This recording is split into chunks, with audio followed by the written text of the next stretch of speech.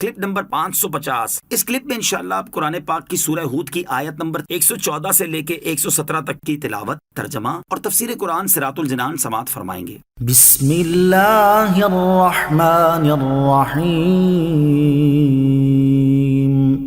ترجمہ، اللہ کے نام سے شروع جو نہایت مہربان رحمت والا ہے۔ وَأَقِمِ الصَّلَاةَ طَرَفَيِ النَّهَارِ وَزُلَفًا مِّنَ اللَّيْلِ إِنَّ الْحَسَنَاتِ يُذْهِبْنَ السَّيِّئَاتِ ذَلِكَ ذِكْرَىٰ لِلذَّاكِرِينَ وَاصْبِرْ فَإِنَّ اللَّهَ لَا يُضِيعُ أَجْرَ الْمُحْسِنِينَ۔ ترجمہ، اور دن کے دونوں کناروں اور رات کے کچھ حصے میں نماز قائم رکھو، بے شک نیکیاں برائیوں کو مٹا دیتی ہیں، یہ نصیحت ماننے والوں کے لیے نصیحت ہے، اور صبر کرو کیونکہ اللہ نیکی کرنے والے کا اجر ضائع نہیں کرتا۔ وَأَقِمِ الصَّلَاةَ، اور نماز قائم رکھو۔ اس آیت میں دن کے دو کناروں سے صبح اور شام مراد ہیں۔ زوال سے پہلے کا وقت صبح میں اور زوال کے بعد کا وقت شام میں داخل ہے۔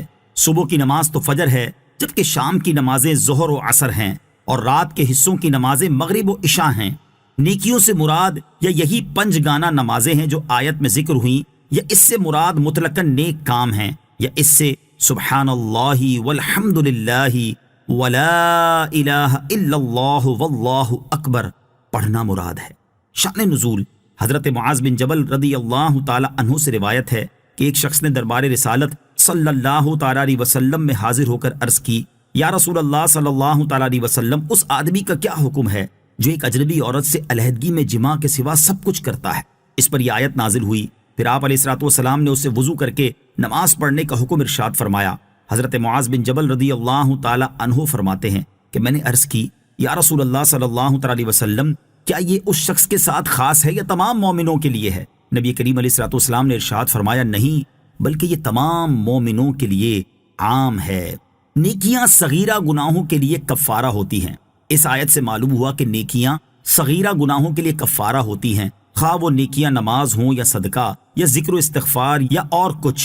احادیث میں متعدد ایسے اعمال کا بیان جو صغیرہ گناہوں کے لیے کفارہ بنتے ہیں، یہاں ان میں سے چند ایک بیان کیے جاتے ہیں۔ نمبر 1، حضرت ابو ہریرہ رضی اللہ تعالیٰ عنہ سے روایت ہے، نبی اکرم علیہ الصلوۃ والسلام نے ارشاد فرمایا، 5 نمازیں اور جمعہ دوسرے جمعے تک اور رمضان دوسرے رمضان تک، یہ سب ان گناہوں کے لیے کفارہ ہیں جو ان کے درمیان واقع ہوں، جبکہ آدمی کبیرہ گناہوں سے بچے۔ نمبر 2، حضرت ابو سعید خدری رضی اللہ تعالیٰ عنہ سے روایت ہے، نبی کریم علیہ الصلوۃ والسلام نے ارشاد فرمایا، جس نے رمضان کا روزہ رکھا اور اس کی حدود کو پہچانا اور جس چیز سے بچنا چاہیے اس سے بچا تو جو پہلے کر چکا ہے اس کا کفارہ ہو گیا۔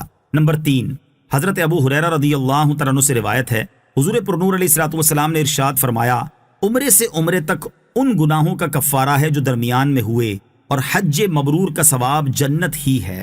نمبر 4، حضرت سکھ برا رضی اللہ تعالیٰ عنہ سے روایت ہے، سید المرسلین صلی اللہ تعالیٰ علیہ وسلم نے ارشاد فرمایا، جس نے علم تلاش کیا تو یہ تلاش اس کے گزشتہ گناہوں کا کفارہ ہوگی۔ فَلَوْلَا كَانَ مِنَ الْقُرُونِ مِن قَبْلِكُمْ أُولُو بَقِيَّةٍ يَنْهَوْنَ عَنِ الْفَسَادِ فِي الْأَرْضِ إِلَّا قَلِيلًا مِّمَّنْ أَنجَيْنَا مِنْهُمْ وَاتَّبَعَ الَّذِينَ ظَلَمُوا مَا أُتْرِفُوا فِيهِ وَكَانُوا مُجْرِمِينَ وَمَا كَانَ رَبُّكَ لِيُهْلِكَ الْقُرَى بِظُلْمٍ وَأَهْلُهَا مُصْلِحُونَ۔ ترجمہ، تو تم سے پہلی گزری ہوئی قوموں میں سے کچھ ایسے فضیلت والے لوگ کیوں نہ ہوئے جو زمین میں فساد کرنے سے منع کرتے؟ البتہ ان میں تھوڑے سے ایسے تھے جنہیں ہم نے نجات دی، اور ظالم لوگ اسی عیش و عشرت کے پیچھے پڑے رہے جو انہیں دیا گیا، اور وہ مجرم تھے۔ اور تمہارا رب ایسا نہیں کہ بستیوں کو بلا وجہ ہلاک کر دے، حالانکہ ان کے رہنے والے اچھے لوگ ہوں۔ فلولا كان تو کیوں نہ ہوئے؟ اس سے پہلی آیات میں اللہ تعالیٰ نے گزشتہ امتوں پر جڑ سے اکھاڑ دینے والے عذابات نازل ہونے کا بیان فرمایا، اور اس آیت میں یہ بیان فرمایا کہ ان عذابات کے نازل ہونے کا سبب دو چیزیں تھیں۔ نمبر ایک، ان میں کوئی ایسا نہیں تھا جو انہیں فساد سے منع کرتا۔ نمبر دو، اپنے برے اعمال یعنی شرک اور کفر وغیرہ سے رجوع نہ کرنا۔ آیت کا خلاصہ یہ ہے کہ اے میرے حبیب صلی اللہ تعالی علیہ وآلہ وسلم کی امت، تم سے پہلی امتوں میں سے جنہیں ہم نے ہلاک کر دیا تھا وہ کچھ ایسے فضیلت والے نہیں ہوئے جو لوگوں کو زمین میں فساد کرنے سے روکتے اور انہیں گناہوں سے منع کرتے، اسی لیے ہم نے انہیں ہلاک کر دیا۔ البتہ ان سابقہ امتوں میں تھوڑے سے ایسے تھے جنہیں ہم نے نجات دی، اور وہ لوگ انبیاء کرام علیہ الصلوۃ والسلام پر ایمان لائے اور ان کے احکام پر عمل کرتے اور لوگوں کو فساد سے روکتے رہے، جبکہ ظالم لوگ اسی عیش و عشرت کے پیچھے پڑے رہے جو انہیں دیا گیا، اور وہ نعمتوں، لذتوں، خواہشات اور شہوات کے عادی ہو گئے، کفر اور گناہوں میں ڈوبے رہے اور وہ مجرم تھے۔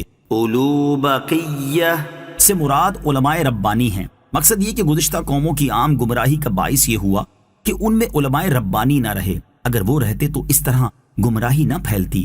عوام اس لیے مجرم تھے کہ بدکاریاں کرتے تھے، اور علماء اس لیے مجرم تھے کہ انہیں منع نہ کرتے تھے۔ اس آیت سے دو باتیں واضح ہوئیں کہ نیکی کی دعوت دینا اور گناہوں سے روکنا علماء کا منصب ہے۔ اگر وہ یہ فریضہ سر انجام نہ دیں گے تو وہ بھی مجرم اور مستحق کے عذاب ہوں گے۔ دوسری بات یہ معلوم ہوئی کہ شروع سے اب تک یہی ہوتا آیا ہے کہ زیادہ تر مال و دولت والے ہی غفلت میں پڑتے ہیں، اس لیے عمومی طور پر مالدار لوگوں میں دینداروں کی کمی ہوتی ہے۔